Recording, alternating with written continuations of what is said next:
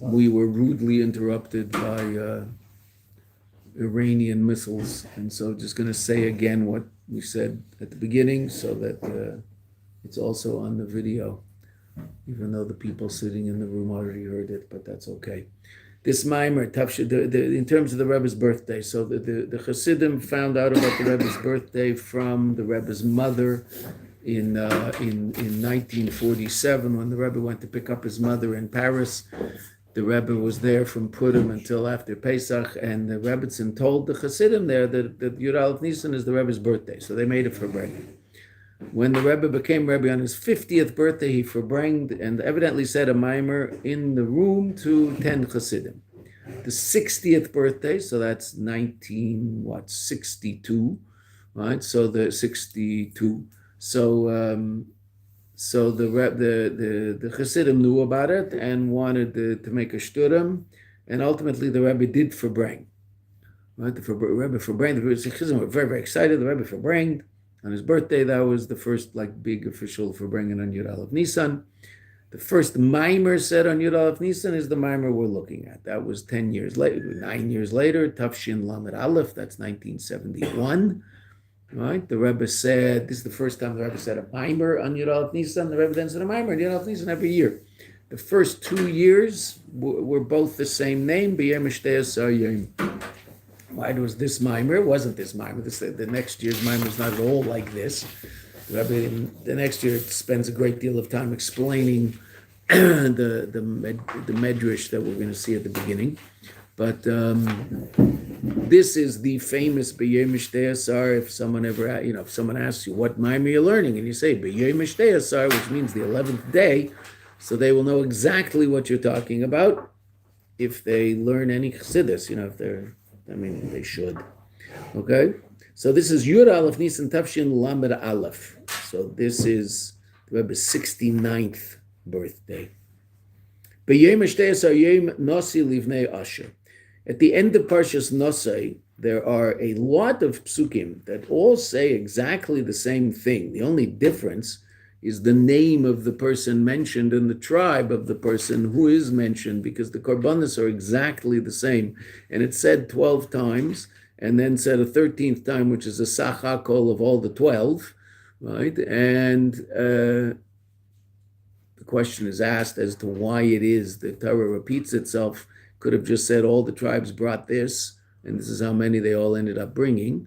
Makes Parshas Nosai the longest parsha in the Torah, 176 psukim, which is the same as the longest Masechta in Shas. Baba Basra has 176 pages, and the longest kapitel in Tehillim, which is Kuf Yutes, which has 176 psukim. So Nosai is a very long parsha, and but it's because the end of the parsha, the Chittis, is very easy. Because the whole end of the parsha, there's almost no Rashi. There's Rashi on the first and the second Nesim, and then that's it. So now, Chazal explained basically in the Medrash that the Rebbe is quoting in Bamidbar Rabbah. So Chazal explained that the reason that there are 12 different accountings is that each Shevet had a different kavana relative to why they were bringing those korbanos. So there really were 12 different sets of korbanos, even though they're bringing the same animals, but the korban represented different things. And who's Asher? So Asher is the 11th day, which corresponds to the 11th day of Nisan. Rosh Chodesh Nisan, we start saying the Nasi every day.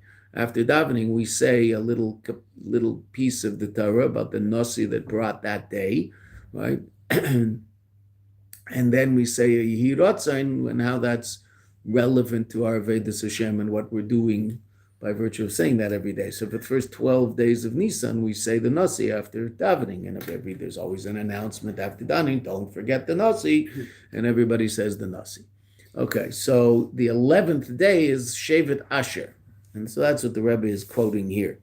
Bayom ashtei asar yom, and the 11th day, Nasi Livnei Asher. It's the Nasi of Shevet Asher. The Isa b'Medrash, the Medrash says, the Medrash which discusses all of them, Kol hashvatim l'shem gulasam shel Yisrael u'l'shem shivcham nikru shmeisa. All of the shvatim, In the name of the redemption of the Jewish people and in the name of the praise of the Jewish people, their names were called. And how does Asher relate to these two things? Asher nikra shmei l'shem gulasin shel Yisrael. And Asher, his name was called relative to the redemption, the geul of the Jewish people. Kamad detema, like it says in a pasuk in Malachi, ve'ishru eschem kol hagoyim, they will praise you, all of the nations. Kisiu at them, you will be eretz chayfetz, a land of desire. Amar Hashem tzvakos. And so to the Eibishter says, right? So the praise is shy to the time of Gula when the nations will praise us. U'lashem shivchan, I mean, they'll recognize our greatness, right? L'shem shivchan, and when will there? What's the praise of that's shaykh to Asher? Kama detema, a pasuk that you know very well. Ashrayam shekach alei, Ashrayam she'Hashem aleikav, right? Joyous is the nation that thus it is to them. Happy, joyous is the nation that Hashem is their God. Ein ishurin shel Yisrael, the joy of the Jewish people, is not ella al shabachru b'kadosh baruch hu, that they chose. This is the continuation of the Medrash, that they chose the Kadosh Baruch Hu liyos lahem lelokim, that we chose the Eibishter to be our God. And then the Medrash continues, v'kadosh baruch hu bachar bahem, and the Kadosh Baruch Hu chose them liyos leilam skula, to be a special people for Him. Ulafichach, therefore, Kishaba Nasi Asher Lahakriv, when Asher came to sacrifice his sacrifices, the Nasi, the leader of the tribe of Asher, he kriv karbonoi, he sacrificed his korban al shem habechira shabachar Kadosh Baruch Hu b'Yisrael, based on the choice that the Kadosh Baruch Hu chose the Jewish people, mikol umes, from all the nations, kamad tema, as it says, ubecha bachar avay lokecho, you, he chose the Kadosh Baruch Hu chose you, liyos leilam skula, you should be a people who is a treasure to Him, something special to Him. End of Medrash. Okay, now we could notice the difficulties in the Medrash. We don't have to, because the Rebbe is going to notice the difficulties in the Medrash, so we'll just go further. But tzarich lahavin, there's certain questions in this Medrash that stand out. Right? The betchilas inyan, at the beginning, in the first half of the Medrash, Omer, it says, the Ishurin Shel Yisrael, the joy of the Jewish people and the special nature of the Jewish people, who is what? Shabachru b'Kadosh Baruch Hu, that we chose the Kadosh Baruch Hu. Right? That's what it says, right? It says that what is our l'shem shivchan kamadetema Hashem shekachle Hashem she'Hashem elikav ein Ishurin Shel Yisrael, the joy of the Jewish people is al shabachru b'Kadosh Baruch Hu liyos l'chem l'elikim, that we chose the Kadosh Baruch Hu to be HaKadosh Baruch to be our God. Okay. That itself is interesting, but okay. Right. That's what it says at the beginning. V'zeh shemamshich, and that which it continues in that part of, right, the continuation of that sentence is shekadosh Baruch Hu bachar bahem, that HaKadosh Baruch Hu also chose us, right? He chose them, literally, right? But it means us. That seems to be at first glance kamei davar neis, of something additional, but that's not the ikar. The ikar is that we chose the Kadosh Baruch Hu, right? And if you look at footnote 7, la'ir gam mizeh, this is also clear. La'ir means to explain more deeply. Gam mizeh, also from the fact maybe shama pasuk. What does it bring there? It brings the pasuk Ashrayam she'Hashem aleikav, that He's our God. In other words, it's our choosing Him. Shehu al derech shebachru b'Kadosh Baruch liyos lehem lelokim, that we chose the Eibishter to be our God. The emphasis is on our choosing the Eibishter, and the fact that the Eibishter chooses us seems to just be a secondary thing that's mentioned. That's very beautiful and very nice, but the ikar is that we chose the Eibishter. But whereas if you look at the end of the Medrash, what does it say? Therefore, when the Nasi comes, he brings the sacrifice based on the fact that the Eibishter chose us. Doesn't mention us choosing Him. That's interesting. What's the ikar? Us choosing Him or Him choosing us? Right? Don't answer the question. Just realize there is a question. We don't have to answer it. The Rebbe will do a very good job at that. Right?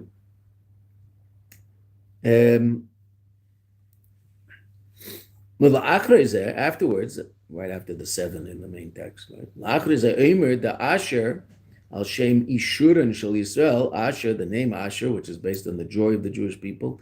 Hikriv Korbanos, sacrifices korban, Al Shem HaBechira, based on the choice, Shebachar Kadosh Baruch Hu B'Yisrael. That the Yidden, that Kadosh Baruch Hu chose the Yidden. So what's the emphasis? Us choosing the Eibishter choosing us. Now, this brings up a very major point in Chassidus Bechlal. This is, it's explained in Chassidus so much more than anywhere else. The whole Indian of Bechira. What does choice mean? What's Bechira? The Eibishter chooses us, we choose him. What does that mean exactly? What is Bechira? Right? Asher Bachar Banu.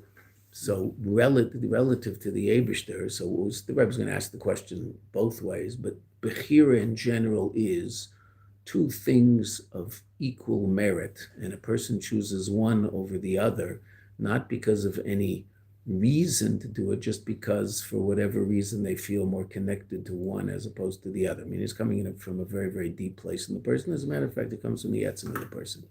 Right? Because if that's not what Bechira is, so then what is it? It's seichel.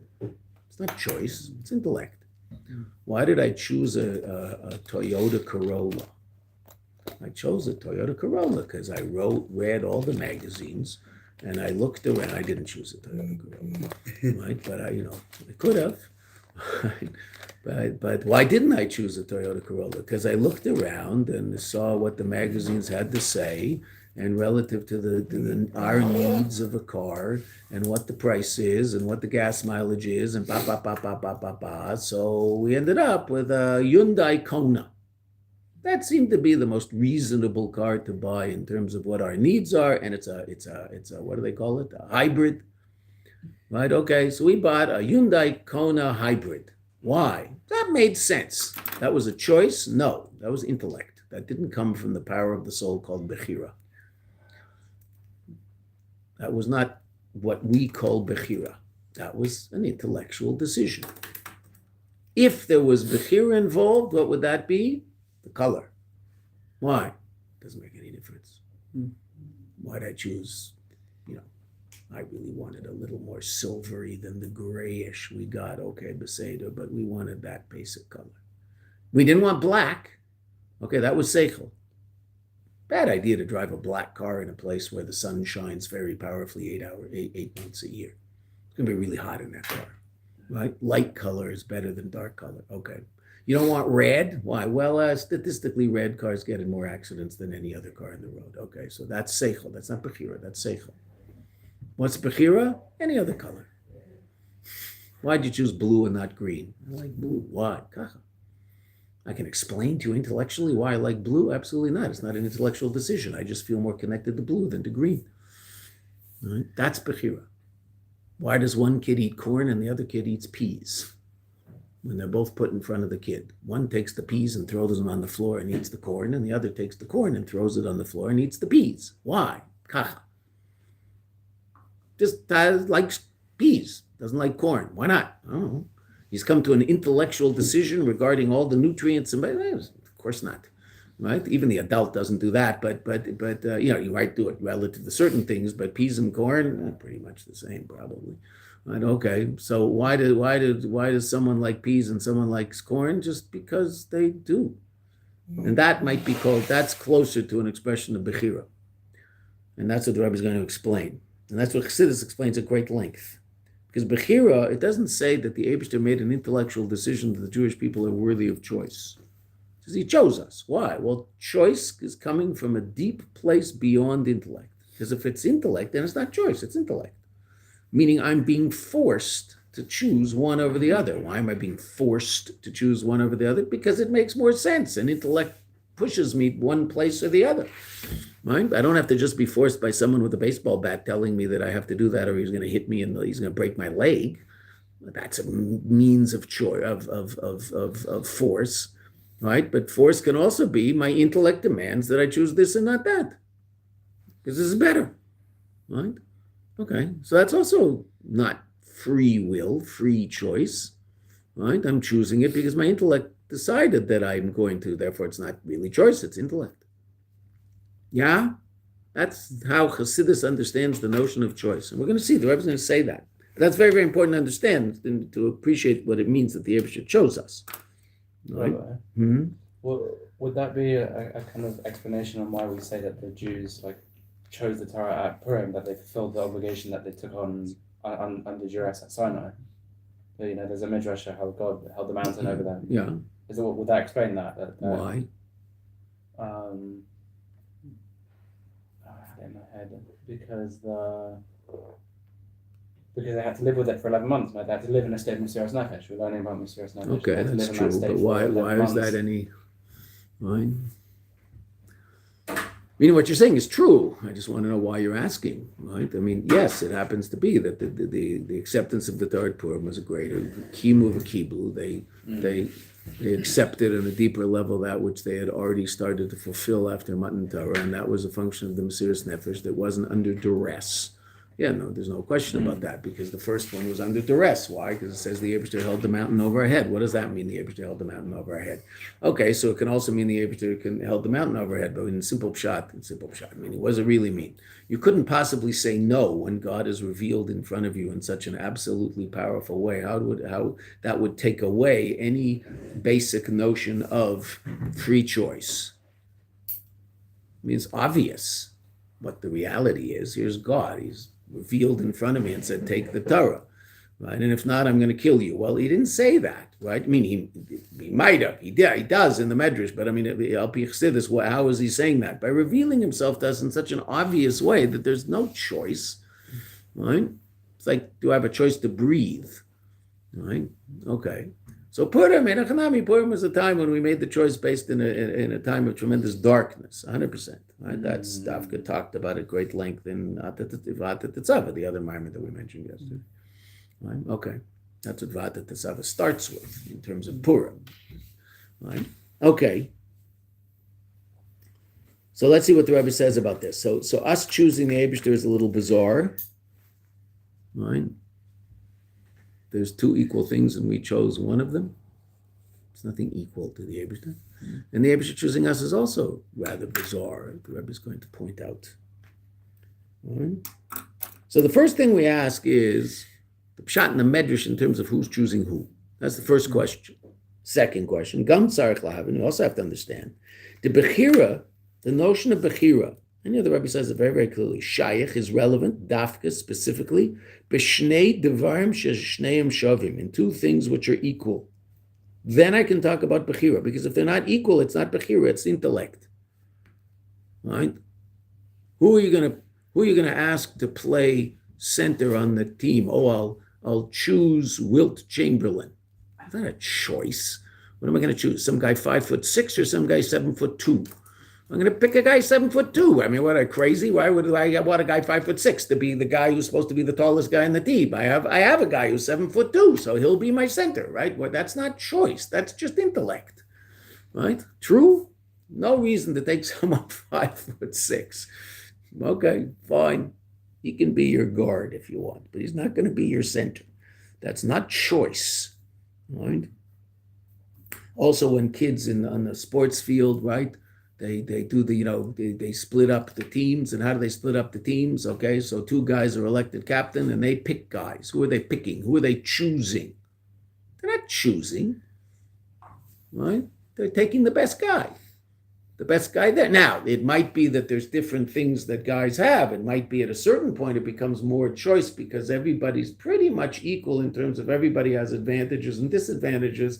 But even then, he's probably going to say, well, I think we're going to go for a little more speed and a little less brawn. Okay, so they'll pick the short guy who's a little faster. That's seichel. That's not choice. Right? He was forced to do that by virtue of his intellectual understanding as to what he wanted.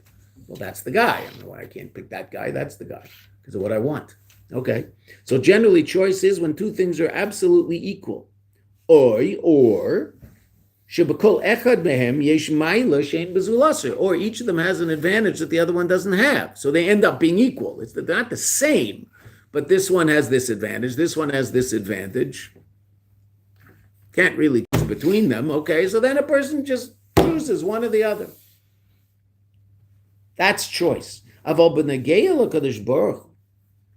But relative to Kadosh Baruch Hu, lahavdil, Elokei Nechar, foreign gods, how is it reasonable to say she Yisrael Bachru B'Kadosh Baruch Hu, that we chose a Kadosh Baruch Hu? It doesn't make any sense to use that word, because there's only one. It's not like there are two things that are equal and we chose one. There's one, and then there's everything else that's irrelevant relative to that one. So why is that called choice? Interesting question. Right?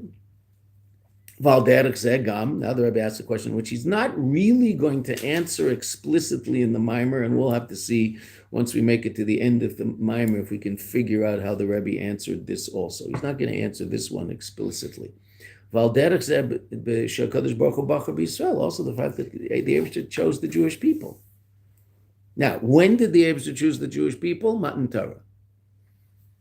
This has to be understood before we understand the question. Right? And what had already happened before Matan Torah? The Jewish people had a neshama. Where did they get that neshama? From Avram Avinu. From the time of Avram Avinu, there's this people who is different than everybody else because they have something called an nefesh elokis. They have a godly soul. So they're not the same as everybody else. Okay, so yes, we all know the medrash that God went around and asked everybody. Okay, Pesach, but bottom line, it's shy to choose anybody else. There's only one nation that has an nefesh elokis, and that's completely in line with the Torah that you are going to give us. As a matter of fact, we learned very clearly, right? The nefesh elokis has 613 strands that are corresponding to 613 mitzvahs. Really, it's the other way around, that the 613 mitzvahs correspond to the 613 strands of the nefesh, because the nishmas Yisrael comes before Torah, right? That we saw that. Basi Lagani. Okay, so what does it mean the Eibusher chose the Jewish people? There's a they're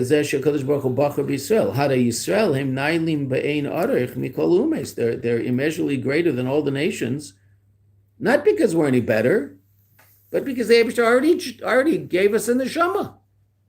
Right? So, you could say, oh, that's the choice, but that's not when we say the Eibusher chose us by giving us the Torah. That's the Bechir of Am Yisrael.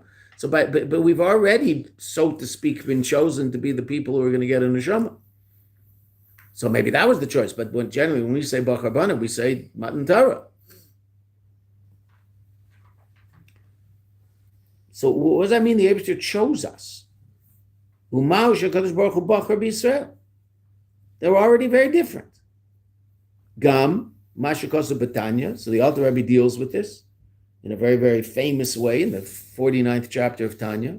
Devanu v'charto mikolam v'loshen. When it says the Eibusher chose us, what did he choose? Chose our neshama over what? We're the only ones who have a neshama. The only ones who haven't have an nefesh elokis. Okay, so what did he choose? He chose our goof. Right? Which goof is going to get that neshama? Okay. The Mashikosa Batanya, Devanu v'charto mikolam v'loshen, hu haguf hachumri, hanidme b'chumriyusei l'gufei u'misayim, that appears in its material nature to be like the bodies of the non-Jewish nation, the Umasalim, the nations of the world. Look pretty much the same, right? I say we have big noses. Italians also have big noses, so it's not so. It's lots of people have big noses. Okay, so they didn't look like everybody else. Oh, so what's the Bechira? The Bechira is the goof of the Jew. That's what the Alter Rebbe says in Tanya. But the Rebbe asks a question on that also, because if you're careful in reading the Alter Rebbe, what does he say?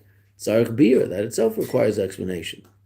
The Zesha Guf Yisrael nidme, it appears, b'chitzoniusei l'gufei u'maseilam. Ein ze bir l'chu'ura b'negei l'kadosh baruch hu. This doesn't explain the Kadosh Baruch Hu. Kadosh Baruch Hu can tell the difference between a Jewish body and a non-Jewish body. And how's that explained? Generally, it's explained as follows: that what's a body? A body is simply a kli. Right? Okay. Generally, the more sophisticated that which is clothed in the kli, the more sophisticated the kli. That's why your brain is a little more sophisticated than your hands, because what's clothed in your brain? Intellect. what's clothed in your hands? Movement. Okay, that doesn't mean that movement isn't sophisticated, but it's certainly nothing like the brain and like intellect, and that's why the brain is very well, we've talked about this, or we've talked about this in the first days in Basilagani, the brain is very well protected, right? Because it's such an adine kli, and if it gets bashed around, it's not so good, right? Whereas, you do that to your brain, it's not a good idea. To your hand, it's irrelevant. Okay. So the kli is commensurate to that which it's holding. So then what's the Jewish body a kli for? A neshama. So then on a deeper level, obviously the kli is a more sophisticated kli than the kli that's not a kli for a neshama. Does that mean that kli isn't sophisticated? Unbelievably sophisticated. But is it the same as a Jewish body? No. It's not holding a neshama. It's not a kli made to hold a neshama. Okay, so now, who wouldn't recognize that? You and I. Who would? Baruch would. And that's why the Alter Rebbe uses the word nidme. It appears that our goof is the same. But he doesn't say our goof is the same. So then what in the world does it mean that the Eibusher chose the Jewish people? It's not choice. Loosely, we'll call it choice, but the Torah isn't using terms loosely. Bechira means something specific. That's such an important idea. Bechira chofshis. When do you truly have Bechira chofshis? When it's 50-50. Right? No one in this room has Bechira chofshis to murder. Why not? Because you've been educated out of murder. It's just not part of, it's just not there. Right? Not something you think about. It's not that you might have, I mean, if you do, please tell us so we can prepare ourselves. that it's really part of your free will reality, such that you'll have a subconscious desire to murder. It will enter into your conscious space and you'll go, no, I can't do that. It's asar and I'm not going to murder. Yeah, that happens in your life. Ever? Saying something negative about another person, that happens. Right? That happens. Right? Not doing a mitzvah with the energy that should be done with, that thought will definitely pop into your head. Well, I'll just, the energy, let's just do a quick mincha, let's get this done. That'll happen. Might even happen. Okay. Murder? No. Dishonesty in financial matters? I can pop into someone's head, They gave me back too much change. Do I have to give it back to them? Right? So no, probably most people would, but they might entertain the thought of pretending they didn't notice, at least for a second. They go, no, might they? I don't know. Some people yes, some people no. Most of the people we know, because of Baruch Hashem of the society, and this, interesting enough, has nothing to do with Yiddishkeit. It just happens to be with the society that we grew up in. Murder is just not part of the free will reality. We happen to live next to a society where it is. That's why we don't respect that society that much. Murder, part of the deal, right? Meaning, do you murder your daughter because she happened to be found with the wrong guy or not? Well, that depends on, family, tribe. It's just, up the block. Right? That's how that society works. Not particularly impressive. Okay. We grew up in a society where it doesn't work. There were societies close to the society that we grew up in where it's part of the free will thing. South side of Chicago, unfortunately, that's where kids are growing up in a society where that's just, out there. Hard to grow up there, I'd imagine. Right?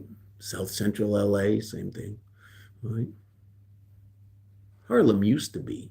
I don't know. I don't think it is anymore. Right? Maybe Brownsville, I don't know. Who knows? Right? But I'm giving up Shalach Manas today. Right? Okay. So what's real Bechira? Real Bechira is when I really have a 50-50 choice. That's real Bechira. Because each of them is mamish the same. Again, they don't have to be mamish the same. They could each have milas that the other one doesn't. So in that sense, they're mamish equal in terms of how I understand those states of reality. And therefore, that relative to that, there'll be real bechira. Mm-hmm. That's why this thing that people like to talk about philosophically, bechira chafshis, and there's no question that the unique nature of a human being is that we have bechira chafshis, right? There's no question about that. That's what makes us different than everybody else, and that's why what we do matters more, and that's why it's called a vaida, because the possibility of doing something else also exists. But bechira chafshis is something ultimately. It's a gift given by the Eibishter. There's no question about that. But it's also on a certain level responsible for the fact that we can also do something called evil, right? Which we're the only creature, the only creation that can do something against the will of a Kadosh Baruch Hu because of that so-called gift. But what we'd really like to do is transcend our bechira chavshis, right? A tzaddik is someone who has the same relationship to every single mitzvah in the Torah, positive and negative, as you have to murder. It's just absolutely not shayach if it's something against God's will, and it's absolutely necessary if it is God's will. That's how tzaddikim live. What does that look like? Who knows? But that's where they are, right? What don't they have? Something that you and I would call bechira chavshis. Okay, they don't have it relative to the relationship with the Eibishter. Can they still decide what they're going to eat for breakfast? Yeah, so, but even that is probably going to be less bechira and more what's better. Right? Okay. So bechira is something that the Eibishter gives us, but we don't necessarily want it. Meaning we'd like to transcend it. So we no longer have a choice to do something against the will of a Kadosh Baruch Hu. Philosophically, we're born with one, right? That's who we are, but do we want to stay there? No. I want to get to the point where keeping Shabbos is a function of bechira chavshis. Not keeping Shabbos is impossible. It doesn't exist. There's no such thing. Okay. It's obviously where we'd like to be, because that's how bechira works. So how can you say we chose the Eibishter? That was question 2. And how can we say the Eibishter chose us? Now, relative to the Eibishter choosing us, the Rebbe is not really going to, he's not going to answer that question explicitly in the mind. He is going to talk about us choosing the Eibishter, what that means. He's not going to talk about the Eibishter choosing. We'll have to see if we can figure it out as we go. Near the end of the Maimer, there might be things the Rebbe says that helps us appreciate that. Okay. That's Ois Aleph, Ois Beis. All right, so we had 3 questions. The order in the Medrash. At first it says we choose the Eibishter, then the end of the Medrash says the Eibishter chooses us. What in the world does it mean we choose the Eibishter? The Eibishter is not equal to anything else. And what does it mean the Eibishter chooses us? All right. Also, again, by Matan Torah, we already had an Nefesh Elokis. If you're going to say, which body do I put an Nefesh Elokis in? Okay, so that, might say everybody's exactly the same, and then the Nefesh Elokis goes into this body and not that body. Okay, so then now they're different.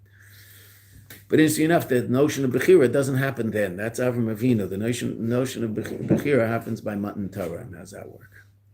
Okay. V'yuven zeh ba'akdim mashakosov. Rebbe is going to quote a pasuk from Eov, and then an amazing, and then an amazing Lamentations, right? That which we say on Tisha B'Av, right? And then an amazing medrash, incredible medrash. Right? It says in Eicha, Chelki Havaya Amra Nafshi. My portion is Hashem, my soul says. Right? The Isa b'Medrash, the Medrash says like this. The Medrash in Eicha Rabbah, explaining that pasuk. Moshel lemelech, it's like a parable of a king. Shenichlas lemedina, he enters into a country, city. We need is more city in Chazal. He enters into a city. V'hayu imoy duchsin ifarchin v'istratolutin. Who is with him? These are 3 different types of ministers. Duchsin, probably it would be dukes. Right, but whatever, different types of. I'm sure that if you look up in Art Scroll, there'll be probably no Art Scroll on this, whatever. But it was someone would translated it and gave 3 different names, but 3 different types of ministers. Chadamar, one person said, Ana nosiv duchsin. I want the duchsin, legabai, to be by me. Meaning, I'm gonna make friends with the duchsin. Chadamar, Ana nosiv ifarchin legabai. I am taking the ifarchin legabai, by me. V'chadamar, Ana nosiv istratilutin. I'm going to take this kind of minister, legabai. So one says, I'm going to take the minister of finance. One says, I'm going to take the minister of war. And the other says, I'm going to take the minister of ichves, right, education. Now, generally in Hebrew, we say the following word, pikeach, someone who's clever. But if you listen to the Rebbe say the Maimer, so the Rebbe says pikach. So that's what we're going to say. Haya pikach echad. It's also interesting. Purim. The word in Hebrew is shena, sleep, but the Rebbe says shina. Which is interesting. We just learned about it, right? It says in that Maimer, the Rebbe says shina the whole time. Yeah. Does it change the meaning of the word? No, just I just say it. There was one clever person, L'sham Amar, he said, Ana nosiv malka, I'm choosing the king. The kulu mischalfin, they all, it literally means to switch, but they all change. They're interchangeable. The ministers. Umalka and mischalaf, and the king doesn't change. And the king's the king. Kach umasailam, so too the nations of the world. Mehen oivdin lechama, there are those who worship the sun. Umehen oivdin lelevana, and there are those who worship the moon, etc. Aval Yisrael, the Jewish people, einer oivdin elo lekadosh baruch hu. The Jewish people serve only a Kadosh Baruch Hu. Hahu dechsiv, and that's what's written. And this is the end of the Medrash. Chelki havaya amar nafshi. What's my chelik? Who am I choosing, so to speak? The king. Havaya, my soul says. Okay, that's the Medrash. Wild Medrash. And the Rebbe's going to ask the obvious questions in the Medrash, and let's see if we can get to the end of it. It's a long davening this morning, right? There's slichus and long tachnun. Right? So first we're going to say long tachnun till near the end of tachnun. Then we're going to say slichus for Tainus Esther. Then we're going to finish tachnun. Then there'll be laning, but the laning won't be Parshas Kisisa. It'll be the laning for fasting, which happens to be found in the same parsha, but not at the beginning. V'yadua diuk b'zeh. It's well known the excuse me, the questions that will arise from a careful reading of this. At first glance, harigam mishein a pikach, someone who's not so clever, lafilatina katan, even a small child, Yerdeya shamelech hu gadol yosem yaduchsin, knows that the melech is greater than any of the ministers. Umad tzrichim lepikhus, and so why does it take to be clever? B'chtei livchor b'melech, to choose the king. Anybody who has a brain in their head is going to choose the king. If you can have a relationship with one of the ministers or with the king, who are you going to choose? The king. Well, why in the world would you have a relationship with the minister if you can have a relationship with the king? Right? Why do you need to be a pikach, a pikeach? Again, in modern Hebrew, it's a pikeach, someone who's smart. Right? Why? Very reasonable question on the Medrash. V'gam, haregam ima duchsin, v'chulei. We gave a reason, right? The pikach gives a reason why he wants the king and not the ministers. Because the king hangs around and the ministers disappear. The ministers are interchangeable, but the king's the king. The government will change, right? How many governments were there under Queen Elizabeth? My goodness. Tens of governments, right? She was around for 60 years. So how many prime ministers were there? How many ministers of finance? How many foreign ministers? Tens of each. One queen. Okay. So that's why I want the queen. That's got to do with the queen. The queen's the queen. What difference does it make? And if there was one prime minister the whole time, I'd pick him over her. She's still in charge, right? If she's a real queen, right? Real king. Okay. So why do I need a reason to be told? The pikach gives a reason why he's choosing the king. because they're interchangeable. And if they weren't interchangeable, who cares? I'll still pick the king. Gami maduchsin lo yayu mischalfin. If they weren't interchangeable, hayamuvan b'pashtus, it's understood in the simplest way, the most obvious way, shamelech hu gadol mehem, that the melech is greater than them and more powerful than them. Ubefrat, particularly, lefia yadua, b'perish hakosuv. He says something fascinating about what it, he's just explaining on a deeper level what it means that the melech is greater. Right? What does the pasuk say about Shaul HaMelech? Mishichmei ma'ila gevaya mikol ha'am. From his shoulders above, he's taller than all the people. Now, in Pshat, it means Shaul HaMelech was very tall. Definitely taller than David HaMelech. But what does that mean? Shegam shichmei shel HaMelech. His shoulders, what are his shoulders? That which is below his head. What's that? Hainu hamidos. His emotional attributes. Shenim shochim mi'aseichel, that are drawn down from the seichel shebareish, that are in the head. Ulamata mimenu, and are lower than the seichel. Emotional attributes are obviously lower than seichel, and are hopefully born of seichel. Abanima, chochma and bina, give birth to banu bas, av and yira, the midos.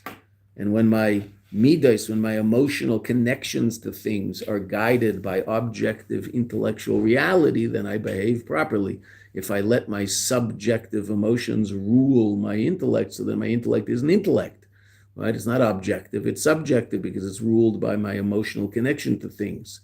And that's called rationalization, which is usually not very good intellect. It's not intellect, just allowing my intellect to be enslaved to my emotions. Right, so intellect is much higher. Right? Who gavoya? So, but what are we saying about the melech? His midos, his shoulders, that which is below his head,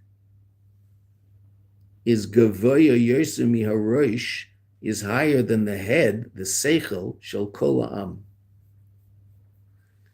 Shebezeh, that in this kol ha'am, all of the people, Nichlaim Gam Asar Machik Denim, it also includes the ministers. V'lama tzarich latam dekulam ischafim. So why in the world do I need to be told that the king is better than them because they switch and he doesn't? The king is me'ein aroch, higher than everybody else. Now, when the Rebbe explains just that how Chassidus explained that little piece, and then we'll stop. That what does it mean that the king's midos are higher than the people's seichel? What's seichel? Seichel is objective reality. Midos are subjective reality. What I feel, that's what I feel. That's my subjective experience. Intellect is intellect. It's objective reality. 2 + 2 is 4. It doesn't matter whether I want it to be or don't want it to be. It has nothing to do with me. Right? The king's subjective reality is higher than the objective reality of the Am.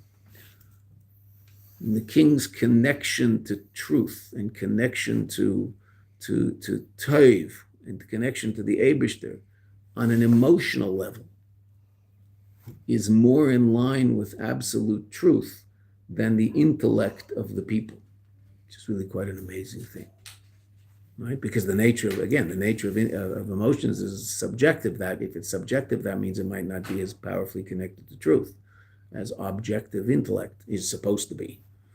Right? Okay. But the king is so much higher than the Am that his subjective connection to truth is higher than our objective connection to truth. Okay. And yet, the Pikach gives a reason.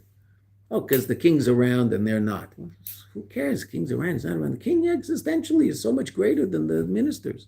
So why in the world would I have a Havamina to pick a minister such that I have to explain to you why I'm picking the king? And why doesn't everybody pick the king? Why are there people who pick this one, this one, this one? Where does that come from?